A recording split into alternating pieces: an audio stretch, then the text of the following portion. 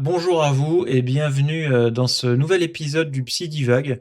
Une nouvelle divagation aujourd'hui dans laquelle j'avais envie de vous parler de peur. Alors, je vais vous expliquer pourquoi je vous parle de peur tout à l'heure, mais avant tout, je voudrais poser quelques bases. La peur, c'est une émotion humaine, je dirais même une émotion du vivant. À la base, la peur, c'est une énergie naturelle programmée biologiquement et qui vise à nous permettre d'éviter des dangers. Ainsi, si vous apercevez quelque chose de menaçant dans votre environnement, vous allez ressentir de la peur, ce qui va déclencher en vous une série de réactions biologiques dans l'optique de vous inciter à éviter ou à fuir le danger. Même les organismes simples comme les bactéries, elles ont des mécanismes pour détecter les dangers et pour les éviter. La peur est donc en ce sens universelle. Elle a une fonction universelle de survie et de protection. On peut donc lui adresser toute notre gratitude. Une autre fonction de la peur, avec la survie et la protection, c'est la fonction d'anticipation des risques. En psychologie, on dit parfois de régulation des risques. Ainsi, évidemment, une dose adaptée de peur nous invite à la prudence et à la réflexion avant d'agir. Ça nous évite de prendre des décisions hâtives et de produire des comportements qui pourraient être imprudents, voire dangereux, délétères pour nous. Par exemple, la peur de l'échec, elle peut nous motiver à mieux nous préparer pour un examen. La peur des conséquences d'un acte illégal peut nous dissuader de le commettre. De ce point de vue, là aussi, la peur semble donc fonctionnelle et on peut lui adresser nos remerciements. Il y a une troisième fonction de la peur qui est une fonction qui est pas toujours très connue, c'est une fonction d'apprentissage.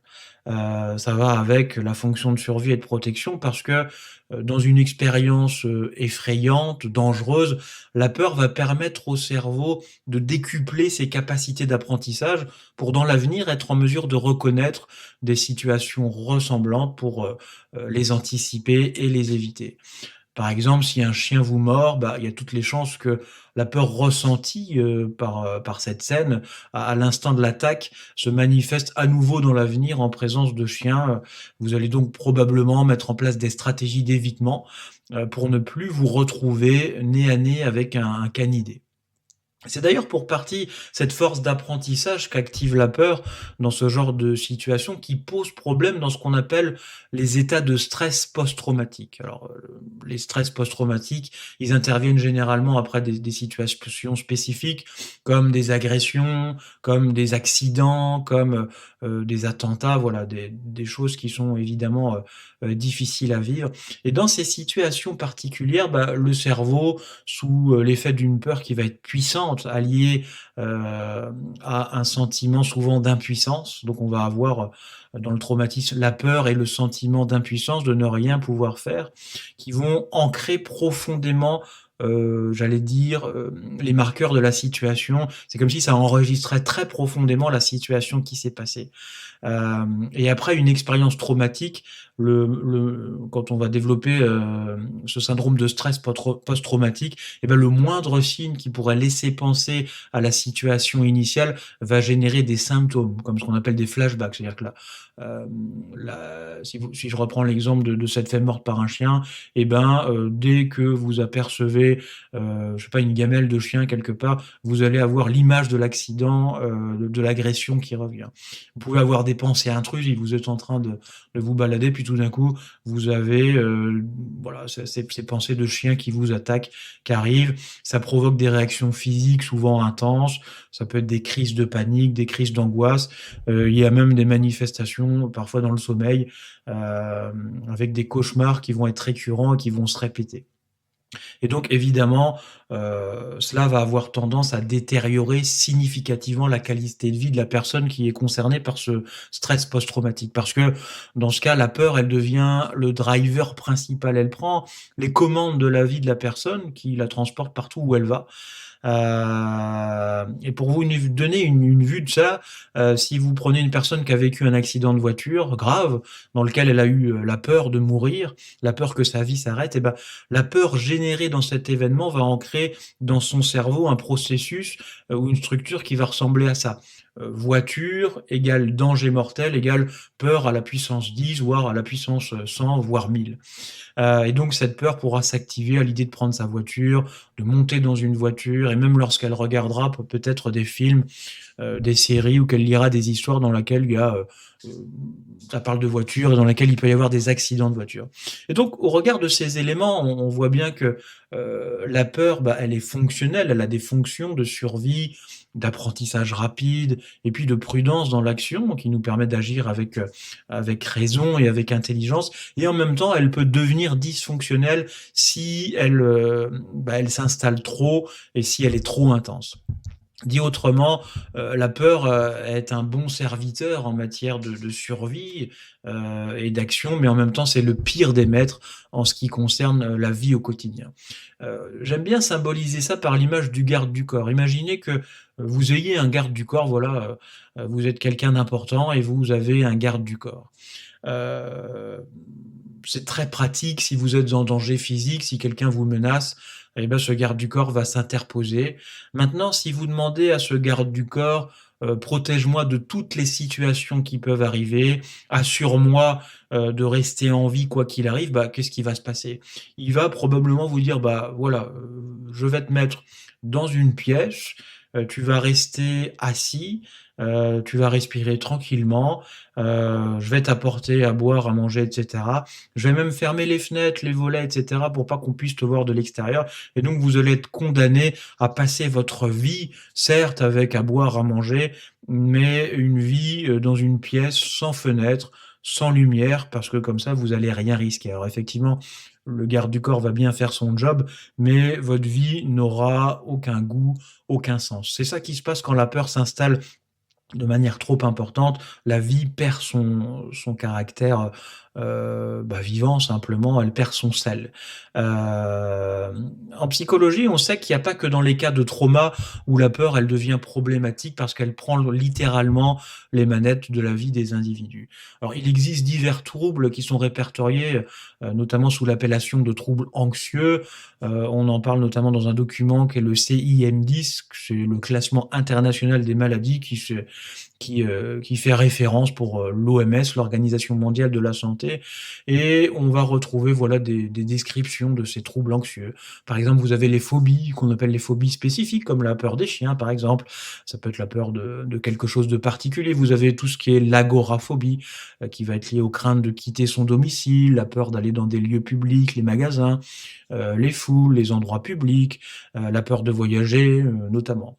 Vous avez les phobies sociales, qui sont liées plutôt à la crainte là, du jugement des autres, la crainte d'être dévisagé par d'autres personnes, de vous sentir, attaqué et donc voilà, ça va avoir un certain nombre de conséquences. Vous avez aussi les troubles paniques, les crises de panique, hein, dans le langage courant, les troubles anxieux généralisés qui là sont caractérisés par, le fait qu'il y ait une anxiété permanente, des soucis persistants et excessifs avec beaucoup de ruminations dans plusieurs domaines de la vie et donc voilà, ça provoque pardon, une inquiétude permanente et vous imaginez bien que la vie avec cette inquiétude devient un vrai parcours du combattant. Tout demande un effort. Et c'est intéressant de s'interroger sur c'est quoi les conséquences de la peur sur une personne, notamment quand elle est sous, j'allais dire l'empire d'un état de peur, relativement, important.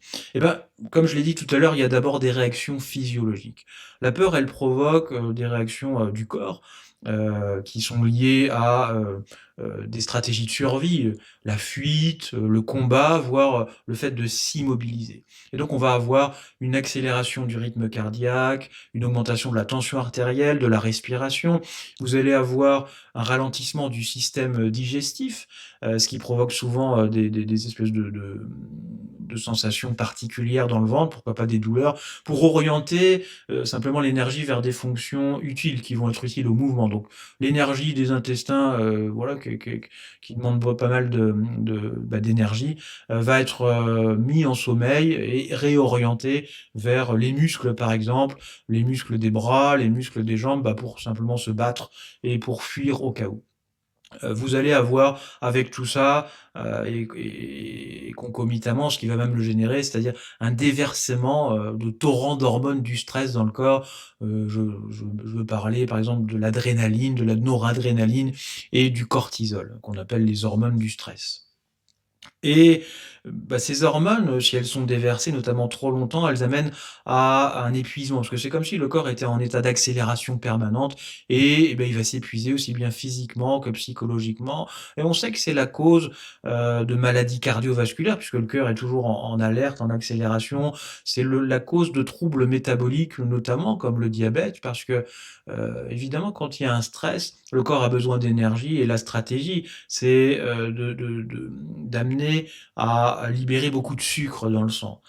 Donc ça provoque des désordres, notamment au niveau de l'insuline, qui s'ils sont répétés, peuvent provoquer des diabètes. On va avoir évidemment un affaiblissement du système immunitaire, simplement par le fait que le système va s'épuiser et puis, pas mal d'inflammation, parce que finalement quand on est en stress, le corps se prépare à être blessé, et donc à réparer et pour réparer, il a besoin de créer de l'inflammation. Le problème, c'est que s'il y a pas de blessure physique, l'inflammation se propage partout. C'est comme si vous mettiez le feu partout dans votre corps et ça crée plein de problèmes, qui peuvent prendre plein de formes selon, les personnes. Donc ça, c'est pour le côté, psychologique. Il y a évidemment ce qui va aller avec, les réactions psychologiques. Évidemment, quand il y a une peur, il y a des tendances à l'évitement, simplement pour fuir. Donc si vous avez des peurs importantes, vous allez fuir, la vie, vous allez fuir les situations. Il y a, l'énergie du combat, donc ça va plutôt être lié à de l'agressivité pour faire face à la menace. On peut aussi ressentir de la paralysie, liée à de l'impuissance face à ce qui arrive. Donc globalement, si vous êtes sous l'emprise de la peur, vous allez avoir tendance à éviter ce qui se passe. Vous pouvez vous montrer agressif et puis, vous sentir aussi, paralysé, figé, impuissant.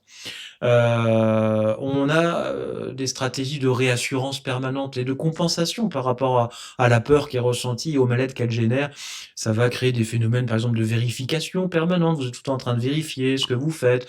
Vous allez anticiper de manière excessive. Souvent, ça produit ce que j'appelle les scénarios, Hollywood, quoi. C'est les scénarios catastrophes, les films catastrophes où tout s'articule de la manière la pire possible à chaque fois.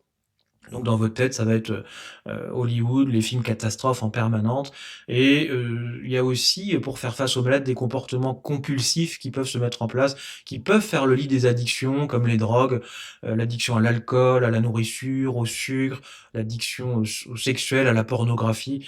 Donc ça peut être le lit de tout ça. Évidemment, ça provoque d'autres choses, qui vont être liées à des difficultés à s'engager vers des objectifs, des difficultés à prendre des décisions, du pessimisme, le fait de voir la vision, de voir la vie en noir, pardon, de l'hypervigilance, vous allez être tout le temps sur vos gardes, en vous demandant, d'où vont arriver les problèmes. Évidemment, ce qui va pas faciliter le contact avec les autres. Vous allez, y avoir une diminution des performances intellectuelles et physiques qui est liée simplement au fait que l'énergie, elle est, orientée vers, le mouvement, comme je vous le disais, donc toutes les fonctions cognitives, supérieures, qu'on entend par le raisonnement, par la rationalisation, par l'analyse, ils vont être mis un peu de côté, et donc c'est comme si la peur enlevait quelques points de QI finalement. Et donc, vous voyez que, ces situations, est-ce qu'elles vont avoir d'autres conséquences sur l'estime de soi, sur la confiance en soi, sur l'amour dans soi. Ça va être un espèce de cercle vicieux parce qu'évidemment, plus je vais ressentir de peur, moins je vais me sentir en capacité d'agir, moins je vais ressentir de confiance, moins je vais ressentir de capacité, je vais me sentir comme moins bon, un moins que rien et plus évidemment les situations vont me faire peur, vont avoir tendance à générer de la peur. C'est comme une boucle auto-alimentée, si vous voulez, qui mène inexorablement à un endroit, un espèce d'épuisement et de dépression, avec de l'humeur maussade, de la tristesse, un sentiment de culpabilité, du manque de plaisir et d'intérêt pour les activités quotidiennes, de la fatigabilité, et puis un ralentissement, global physique, quoi. En somme, vous voyez, le tableau est pas jojo, lorsqu'on étudie, les problèmes attachés à la peur permanente et de voir les effets qu'a la peur quand elle s'installe et qu'elle prend les commandes, de la vie. Et donc, si j'ai pris le temps, voilà, tranquillement de brosser ce tableau des effets de la peur, bah, c'est pas pour vous faire peur, mais c'est parce que, je me pose une question. En fait, en tant que psychologue, moi, je passe mes journées, entre guillemets, à débunker, des processus internes individuels qui mènent à ces phénomènes de peur et de peur excessive, hein, que ce soit dans les phobies, dans les troubles anxieux, dans les stress post-traumatiques. Mon job, finalement, c'est, de regarder quel est le processus qui se met en œuvre pour faire en sorte que la personne puisse, le déconstruire. Et donc je vous parlerai, probablement, je vais prendre le temps de faire ça dans un autre épisode d'outils et de techniques qui vont vous permettre de sortir de ces peurs. Maintenant, la question qui me taraude et c'est pour ça que je fais cette divagation aujourd'hui sur la peur, c'est, bon, on peut agir sur la peur au niveau individuel. Évidemment, c'est un phénomène qui démarre dans une psyché, individuelle.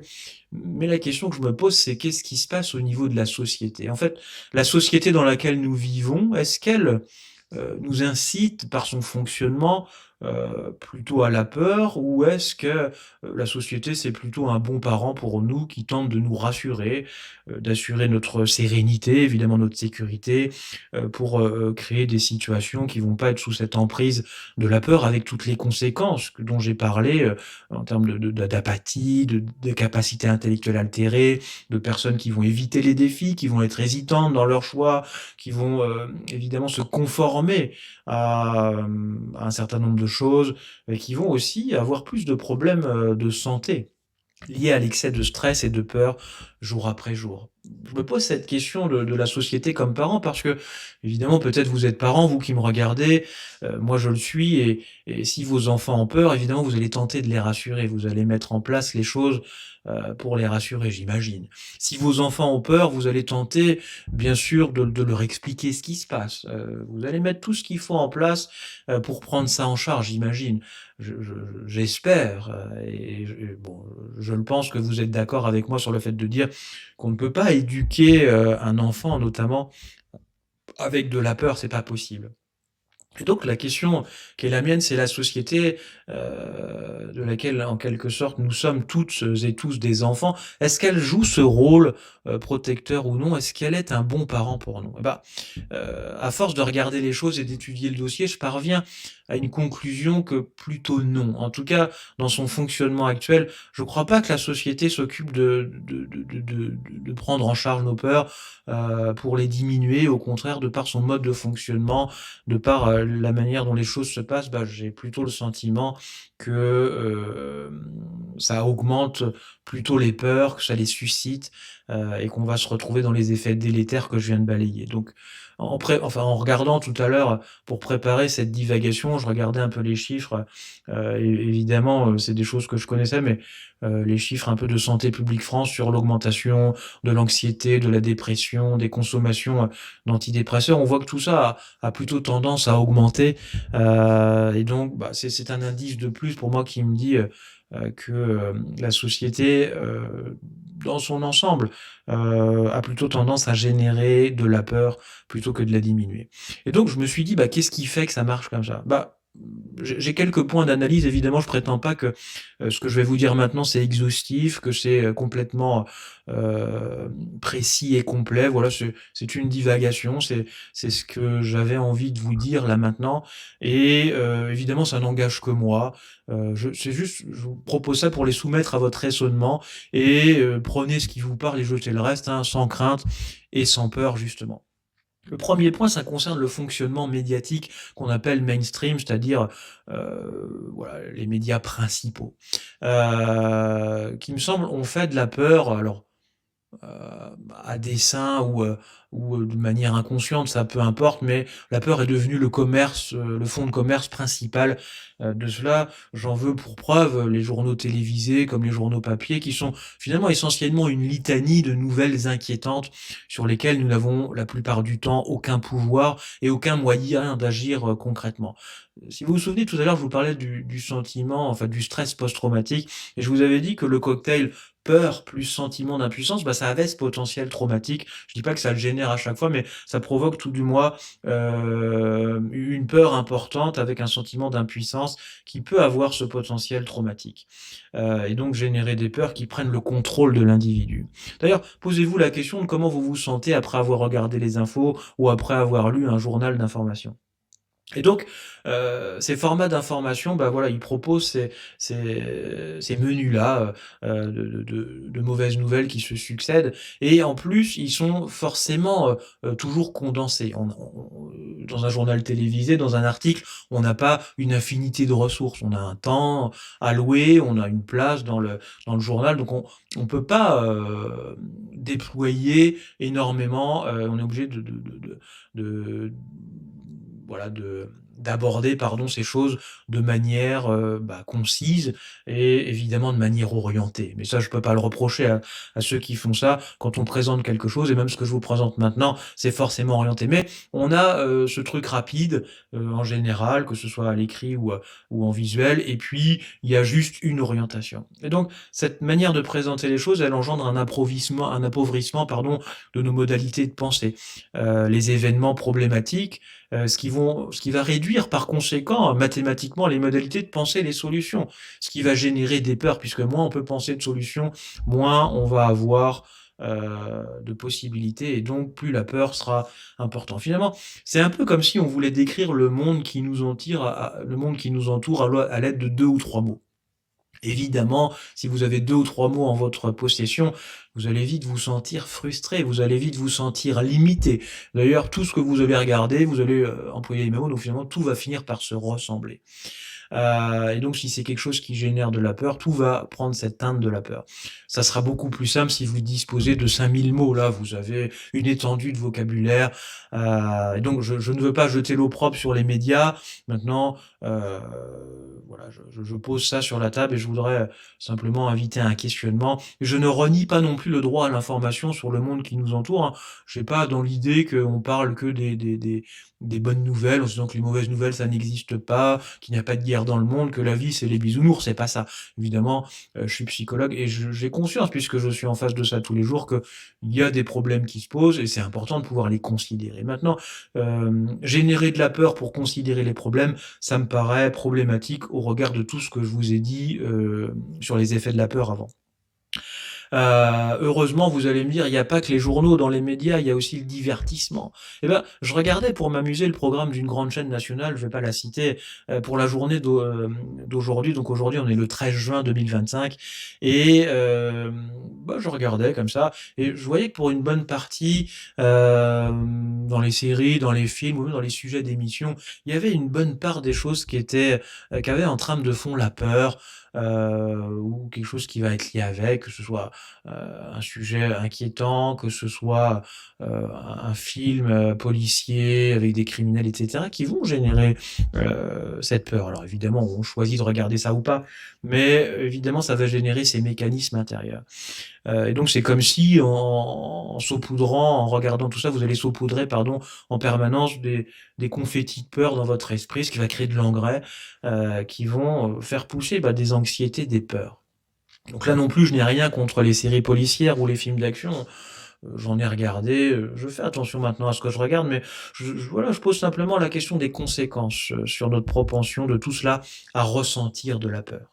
Le second point, qui me paraît important, c'est la manière dont notre société fonctionne et aussi dans la manière dont elle est dirigée.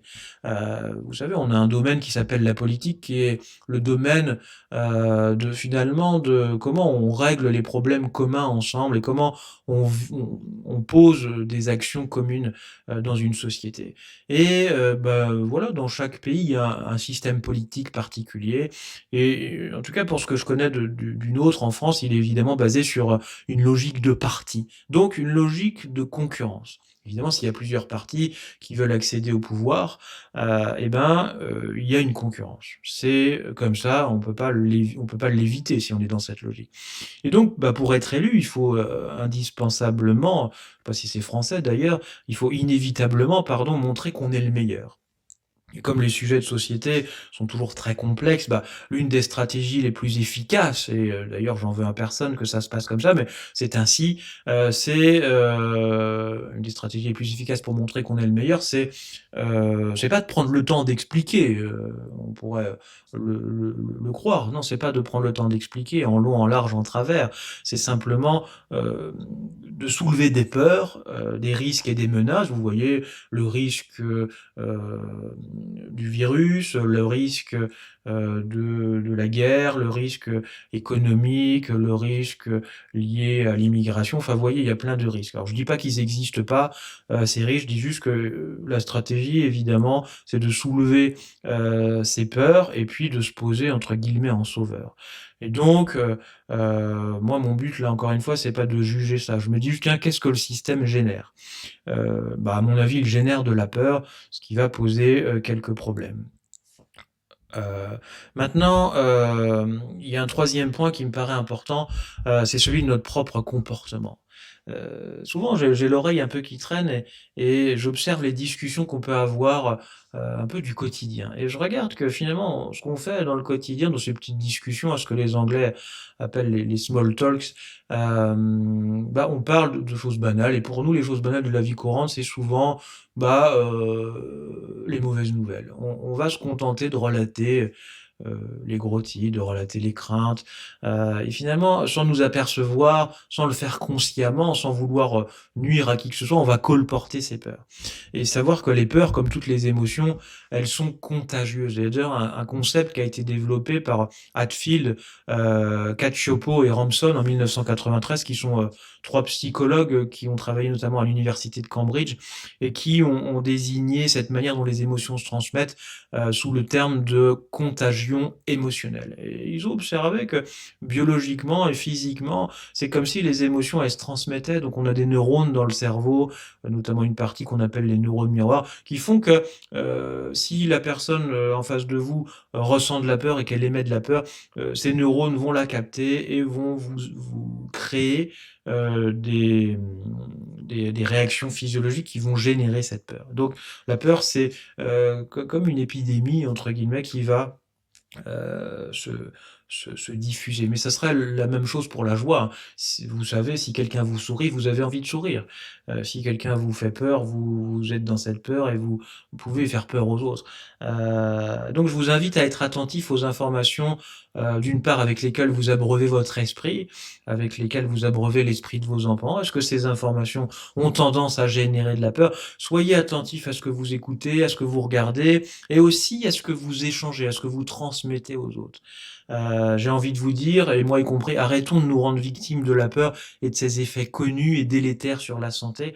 C'est un travail de chaque jour, j'en ai conscience, mais qui, à mon sens, mérite d'être réalisé puisque, finalement, pour vivre sa vie, il faut pouvoir, se libérer des peurs et dépasser ses peurs. Il y a une bonne nouvelle là-dedans, c'est que on sait en psychologie que dépasser ses peurs, se libérer de ses peurs, bah, c'est une manière de se développer, d'augmenter sa confiance en soi. Donc faire ce travail, et être attentif à ce qui se passe au niveau de la société et au niveau de notre fonctionnement individuel par rapport à la peur, ça nous permet de grandir, ça nous permet de nous améliorer et de devenir meilleurs.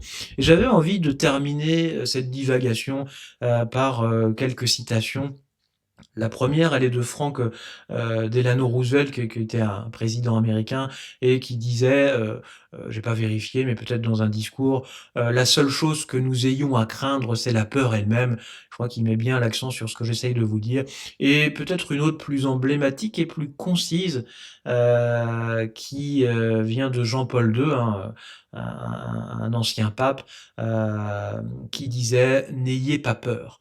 Il a prononcé ça notamment dans son homélie d'inauguration en tant que pape, en octobre, le 22 octobre 1978 et au-delà du côté religieux, hein, c'est pas ça qui m'intéresse là, mais je trouve que c'est important d'envoyer ce message et de diffuser ce message et donc je reprends à mon compte cet appel puissant, à la fois à la liberté intérieure et au développement et à l'audace. N'ayez pas peur. Voilà, je vous souhaite, une bonne continuation. Reprenez votre vie là, où vous en étiez avec ce message avec vous et puis, je vous donne rendez-vous dans un prochain épisode du Psy Divague. Je vous donne rendez-vous dans une prochaine divagation. D'ici là, je vous souhaite le meilleur et je vous dis à bientôt.